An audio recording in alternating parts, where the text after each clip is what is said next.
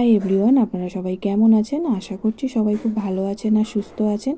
তো আপনাদের আশীর্বাদ আর ভালোবাসায় আমরাও সবাই খুব ভালো আছি আর সুস্থ আছি। আশা করছি আমার এই ভিডিওটিও আপনাদের ভালো লাগবে। যদি ভালো লাগে তাহলে অবশ্যই একটা লাইক আর শেয়ার করে দেবেন, আর ভিডিওটি কেমন হয়েছে অবশ্যই কমেন্ট করে জানাবেন। যদি ভালো লাগে তাহলে চ্যানেলটি সাবস্ক্রাইব করে পাশে থাকার জন্য অনুরোধ রইল, আর পাশে থাকা বেল বাটনটিতে ক্লিক করে দেবেন যাতে আমার আরও নতুন নতুন ভিডিওর নোটিফিকেশান সবার প্রথমে আপনাদের কাছে পৌঁছিয়ে যায়। তো যাই হোক, আজ হচ্ছে শ্রাবণ মাসের দ্বিতীয় সোমবার।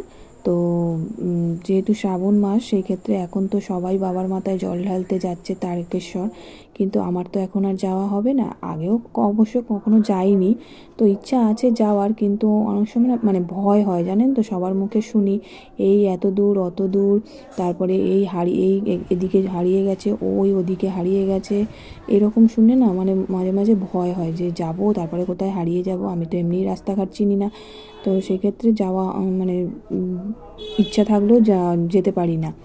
তো কাছাকাছি এই তারকেশ্বরে একটু পুজো দিয়ে নিলাম আর কি। এমনিতে তো প্রত্যেক সোমবারেই আমি জল ঢালি বাবার মাথায়।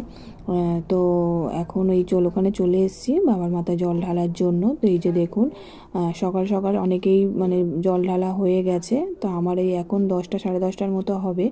অন্যান্য দিনগুলোতে মানে 2টো আড়াইটে এরকম হয়ে যায়। তো আজকে যেহেতু সকাল সকাল কাজবাজগুলো তাড়াতাড়ি করে কমপ্লিট হয়ে গেছে, তো ভাবলাম যখন সকাল সকাল কাজবাজও হয়ে গেছে তো বাবার মাথায় জলটাও আমি ঢেলে আসি।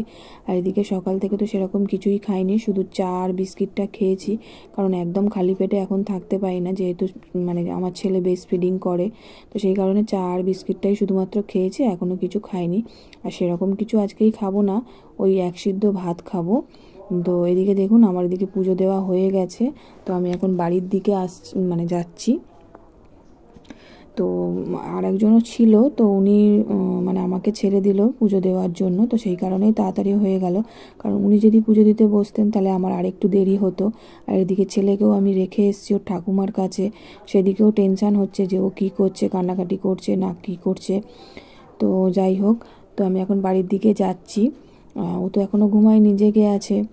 আর এই যে দেখুন, মানে রাস্তা দিয়ে হাঁটতে হাঁটতে এদের দুজনকে দেখলাম, কি সুন্দর এরা খেলা করছিল। কিন্তু আমি যেই আমাকে দেখেছে ভিডিও করতে, অমনি পালিয়েছে। তো সবারই একটা ভয় থাকে যে বাবা কে রে, কে কী করবে না করবে, সেই কারণে ভয়ে পালিয়েছে। আর এদিকে ঘরে ঢুকতেই দেখি যেটা আমার পুচকুটা ওর ঠাম্মির কোলে বসে আছে, কিন্তু কান্নাকাটি করছিল, আর আমাকে দেখে তো আরও কান্নাকাটি শুরু করে দিয়েছে। তো যাই হোক, ওদিকে পুজো টুজো দিয়ে আসার পর মানে ছেলে তো কান্নাকাটি করছিল, তো ওকে আবার মানে খাইয়ে দিয়েই গেছিলাম, কারণ ওর খাবার টাইম হয়ে গেছিলো। তো খাইয়ে টাইয়ে দিয়ে ওর পাপাও কাজে চলে গেছে, তো ওকে ঠাম্মির কাছে রেখে দিয়ে গেছিলাম। তো এখন এসে ওকে ঘুম পাড়িয়ে দিয়েছি, দিয়ে আর তারপরে কিছু কাজ বাকি ছিল সেগুলো করে নিয়েছি। আর এখন দুপুরের দিকে চলে এসেছি, অনেকটা টাইমই পেরিয়ে গেছে।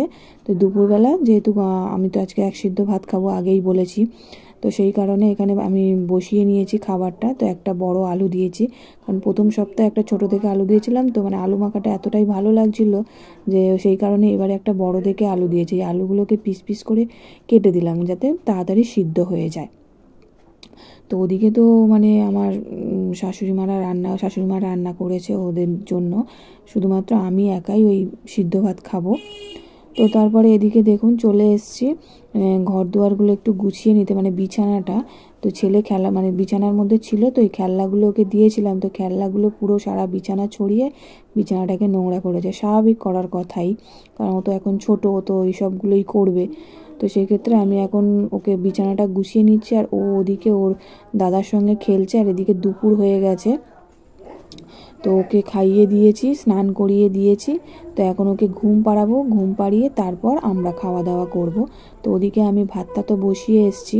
আর এদিকে দেখুন কতগুলো জামা কাপড় ছিল, সেগুলো তো শুকিয়ে গেছে, তো ওগুলোই এখন ভাঁজ করতে বসে গেছি।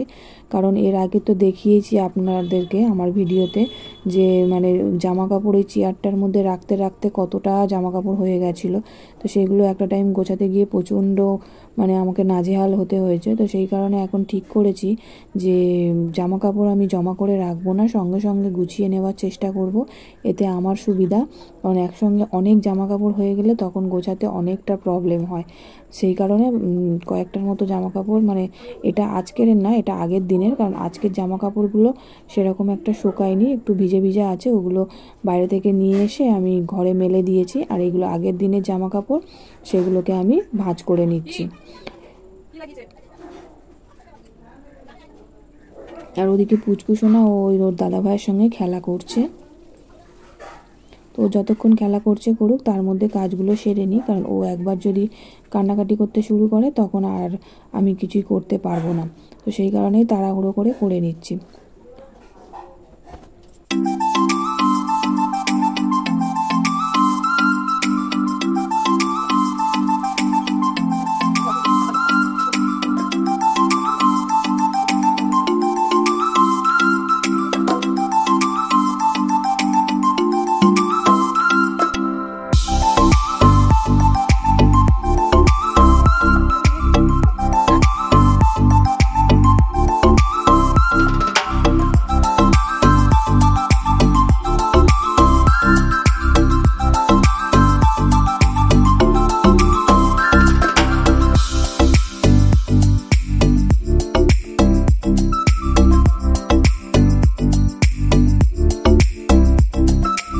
ঘুমাচ্ছে, আর এদিকে আমি ওর জন্য আপেল সিদ্ধ করেছি, সেটাকে এই গ্লাসের সাহায্যে ম্যাশ করে নিচ্ছি। তো ও ঘুম থেকে উঠলে ওকে খাইয়ে দেব। প্রথমের দিকে ওকে মানে মিক্সারে পিউরি করে দিতাম, কিন্তু এখন যেহেতু একটু বড় হয়েছে সেই কারণে ওকে আর মিক্সারে পিউরি করে দিই না, এইভাবেই গ্লাসের সাহায্যে ম্যাশ করে দিই। এই যে ওর অ্যাপেলটা ম্যাশ করা হয়ে গেছে, তো এখন রেখে দেবো। ও তো ঘুমাচ্ছে, তো ঘুম থেকে উঠলেই ওকে খাইয়ে দেবো।